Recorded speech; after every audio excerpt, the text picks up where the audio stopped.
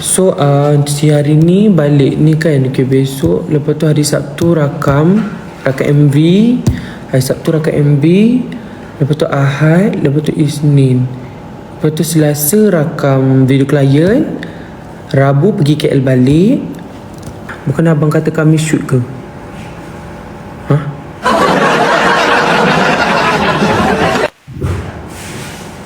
Kami shoot? Apa dengan ni Waida? Minta izin lip sync lagu Ikmal boleh? Boleh, lagu aminkan saja. Boleh je, tak ada masalah. Okay, boleh cover, boleh lip sync, boleh apa, duet pun boleh. Okay, lagu aminkan saja tu nanti 26 hari bulan 5. Zafira thank you, Kak Zida thank you. 26 hari bulan 5 nanti bila dia keluar. Okay, Ikmal akan minta Abang Aiman tu keluarkan sekali dengan versi karaoke. So siapa minat nak karaoke, dia boleh karaoke. Okay, Kak Fidan nanti boleh dengar lagu Ikmal Aminkan saja. Ada visualizer music video juga 26 ni. 26 siapa ni? 26 hari bulan 5 ni. Okay, dah keluar lagu tu full. Akak boleh tengok dekat Spotify, dekat Joox, dekat YouTube Music, dekat YouTube semua boleh dengar. Boleh guna sound Ikmal juga kat TikTok. Okay, macam mana Altamis boleh meninggal? Altamis meninggal sebab dia ada penyakit leukemia tahap akhir. Kat YouTube ada tak? Ya Allah Wahidah, kita dah cakap dah tadi. Wahidah, Ikmal rasa Wahidah ni macam dah terlampau penat bekerja. Jadi sampai Wahidah tak tahu mana satu YouTube, mana satu Ikmal dah sebut ataupun tidak.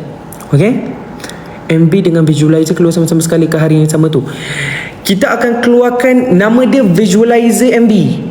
Nak buat MV mahal sangat, jadi kita keluarkan visualizer sahaja. Okay, kita keluarkan hanya visualizer sebab kita tak ada sponsor untuk music video. Music video kena ada sponsor yang sangat banyak. Kita tak ada sponsor, jadi ni kita buat visualizer je. Visualizer tu dia lebih kurang macam MV tapi tak mahal sangat. So dia biasa-biasa je. Tak payahlah expect cantik sangat. Macam tu sebab dia visualizer je. Alah, lebih kurang macam video-video biasa je. Dia ada video, ada muka Ikmal, kita ada buat something tapi tak berapa cantik sangat pun. MV dia video juga tapi dia cantik. Kenapa tak suruh Kak Zida je sponsor? Kau ingat Kak Zida ni tak ada tanggungan ke Wahidah? Dia ada anak tau, 2 orang. Low budget ya, Amalin. Lebih kurang macam low budget. Kak Zida tu ada tanggungan tau. Nanti dia nak makan apa kalau dia sponsor MV aku? Dia nak makan apa? Nak makan kat rumah Wahidah?